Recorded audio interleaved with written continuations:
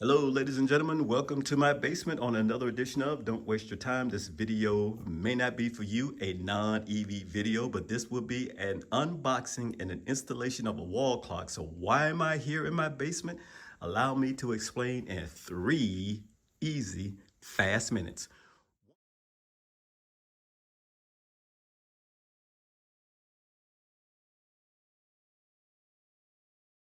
One, when I joined the military in 1986, I was a young buck private. Actually, I was an E3. I got out of basic training, went to advanced individual training, went to my first duty station, went to Germany, came back from Germany, and I was at Fort Knox, Kentucky, where I met a sergeant major who was E9. He invited us over his house, and he had artwork, just like I'm showing you here. And I was fascinated with artwork. I never seen anything really this nice that was framed and hung. And one thing that he told me that always stuck with me, if I ever buy any artwork, make sure it is serial numbered, make sure you have the certificate of authenticity, and make sure you keep it for a long time, because over time, artwork increases value. So I started collecting one piece, which is my very first piece over here, which is called the yellow umbrella. And then I started collecting and collecting, and then I slowed down for a while. Then I picked up a piece here and there. So once I stopped collecting artwork per se, I started purchasing watches. And to my surprise, I didn't know I was buying fake watches, especially when I was deployed overseas. I had 15 fake watches, but one watchmaker I really liked was Frank Muller watches, as you see right here. I love crazy hour Frank Muller watches. I thought it was like the coolest thing ever. It was like a talking piece on my own wrist. But like I said, they were fake.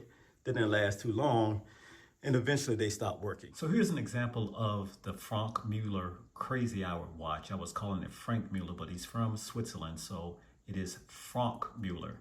Now on the screen, you can see it is 10 past 10. You can see the small hand here on 10 and the big hand right here, although you see it a 6, but you know it should be a 2 there. But how do you really tell time if you're just looking at it in this aspect?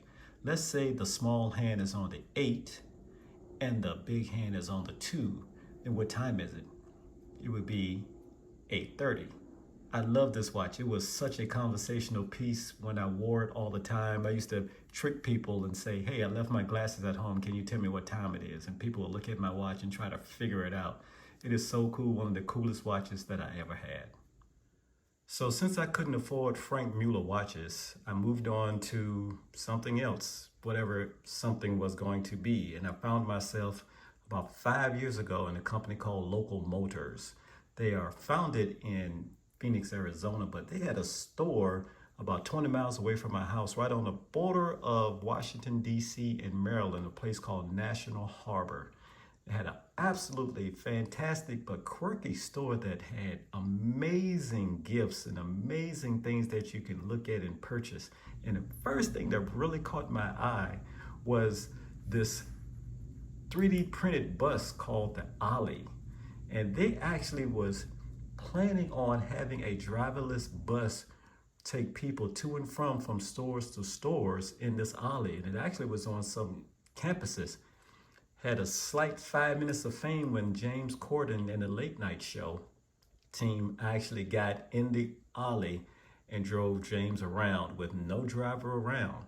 But unfortunately, the company went out of business. But right before the company went out of business, I was really fawning on this absolutely beautiful wall clock that really cost a lot of money. And the clock was called, and it still is called, Qlocktwo. And this Qlocktwo clock was just simply amazing, and I wanted to get one. But again, when the company went out of business, I completely lost interest and forgot all about the Qlocktwo at that time until a couple of months ago, my son showed up in his brand new BMW. Very proud of his car, and I'm very proud of him. And as he was showing my wife and myself his new car, and as he was going through some of the heads-up display and infotainment features, he landed on a clock feature, which I saw, and it automatically went back to, oh my God, I saw that feature, that clock, at the local motor store. So I quickly put two and two together because I knew that Qlocktwo was a German-made company, and my son driving a BMW, German-made company. So Qlocktwo apparently had an agreement with BMWs to have their clock featured in all their brand new BMW vehicles. So here I am now talking about the Qlocktwo. I found it online, and now we're going to do an installation and a mounting video plus some pros and cons.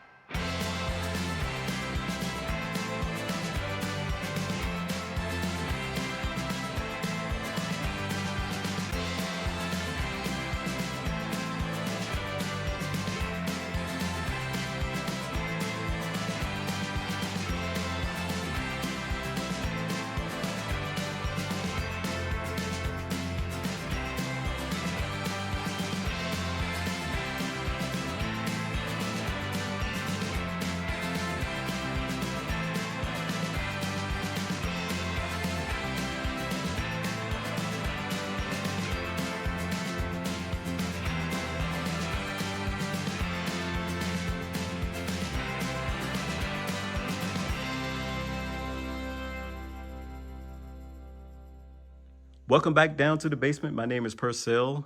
I apologize for bringing you back down in the basement. The best lighting in the house is the dining room, and my wife would have a fit if I have this diagram or this box on the dining room table. So I'm throwing caution to the wind, and that's why we're back down here in the man cave. This portion of this video is the pros and cons of the clock, but I want to talk about the clock just very quickly. This right here, you see up close that all the words are in English that you can see. You can see 6 and 5 and 4, 8 and 11, but you can buy this clock in any language. They make this clock in any language on the face of the earth, which is really, really cool. So if you like something that it is interesting and quite possibly, a topic of conversation, you can roll with this clock in any language that you speak. Now I'm going to talk about some cons here that I ran up against. So this backside right here provided some information. Now they gave you a very thick book with, again, multiple languages in the book, and I did not want to read the English part. So I thought I went with the faster way. It was pictures and what you have to do.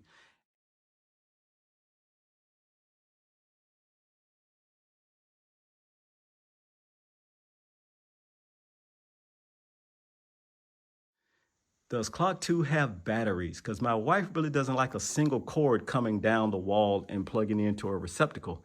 And he told me that no, the Clock 2 is basically all electric. And if you want to hang a clock, just like maybe, I don't know, like your flat screen TV, or you see how my artwork is, you have to get an electrician to install a plug behind the clock and have it hung that way. Now, I didn't want to do all of that. I just wanted to go the cheap way. So I went with the line going straight down from the clock into the receptacle. But what Kirk told me is another slight con is if you go that route, this part right here of the instructions, you have to fit all of that inside of the bracket. And also you have to have a plug so you can plug it there. And then you install a clock. And some installers have said that that's a very snug and tight spot. So again, caution to the wind. If you want to do it that way, you really have to have that bracket mounted on the wall firmly. And hopefully your electrician would give you a little bit of leeway to get these plugs in, because after all, he's going to have to attach them together.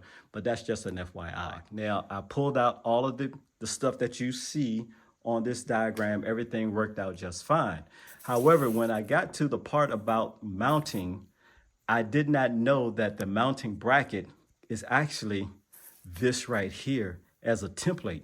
So you can use this template right here, and you put your mounting bracket right here, and you can make your full hole. So you can kind of see where I have a hole here, I have a hole down here, and I have a hole up top, these two holes up top. And that, Kirk told me about that, and that made me feel very comfortable, because I didn't know if I was trying to hold it and eyeball it and try to make sure I was straight, I would have been off by inches. So I'm glad Kirk told me to use the template and mark your holes.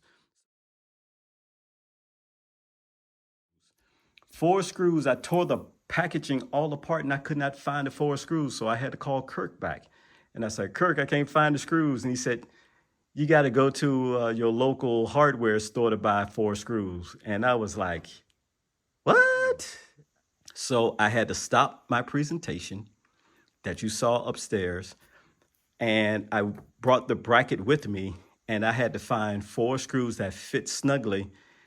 And then I had to buy some anchors to make sure that the clock wouldn't fall off the wall, because I didn't know I was going to drill into drywall or into wood. So I just threw caution to the wind and I bought 4 anchors. But again, that's something that you need to know, that you're not going to get the 4 screws. And I asked Kirk, well, why don't you give us 4 screws?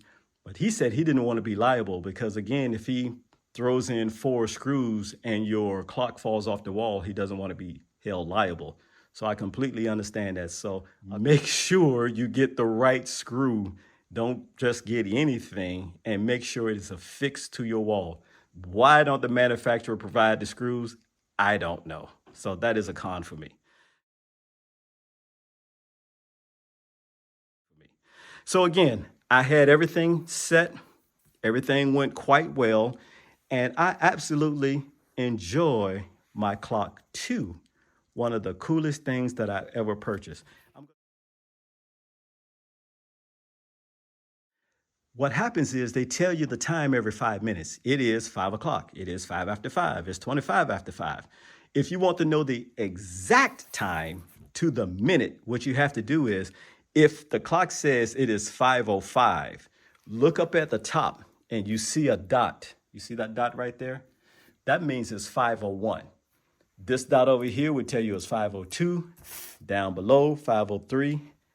Here will be 5:04, and then the next words that you would see is, it is 5 after 5. That's cool. That's how you tell the time. It's a conversational piece, and it's really cool. I really enjoy having a clock like that. So again, I have more pros than cons. The big con for me was not providing the screws and not knowing that this part right here was actually a template. And if I didn't call Kirk, I would probably be shipping the clock back. But again, he is a great guy, and we're going to talk about him more.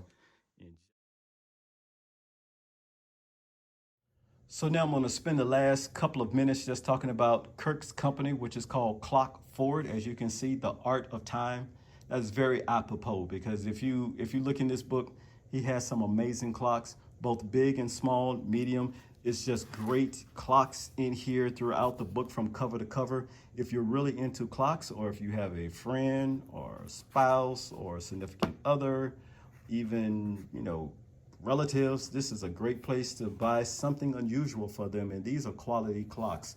This is not an endorsement, by the way. I just happened to fall in love with the QLOCK2, and I found Kirk online, and look at this clock here. This is the George Nelson sets of clocks. I mean, again, it's something different, something for everybody. If you love something like that, affixed to your wall, beautiful timepieces.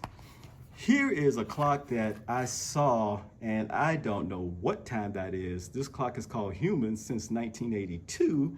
And, I can see the time here because obviously it says 1935, but I don't know what time that is, nor this piece or this piece. I really have to study it. Maybe I can get Kurt to tell me one of these days if I ever meet him.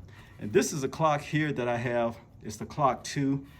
This is the one that I saw in a store, and I tell you, it was so expensive. I fell in love with it, but I knew I couldn't afford it. But this is the 180 type clock.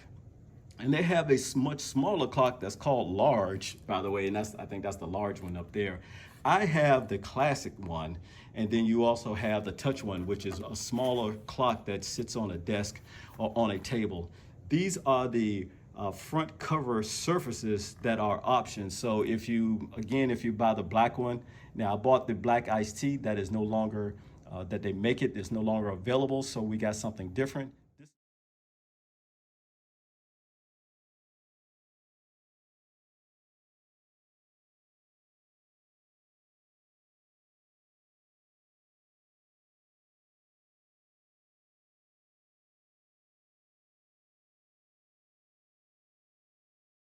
This is where you can actually mix and match and you get another face. But again, this is at a cost. It's not free. So we wanted to get rid of that one. But again, as I stated before, we can always change our clock faces whenever we want to, which is kind of cool. Again, that is like beautiful. If I had the house that big, I would definitely get a bigger clock, but I don't. And then you have these smaller clocks here. So I'm gonna run Kirk's information down at the bottom of the screen, but that's his site right there. It's called Qlocktwo. He is out of Charlotte, North Carolina. And Kirk, one of these days we'll meet, my friend. Thank you so much for walking me through. And thank you, ladies and gentlemen, for watching another edition of Don't Waste Your Time. This video, I hope, is for you in the future because this clock is really cool. This is not an endorsement. I just want to say that I didn't get this clock for free, but I absolutely love it. Enjoy and be safe. Peace.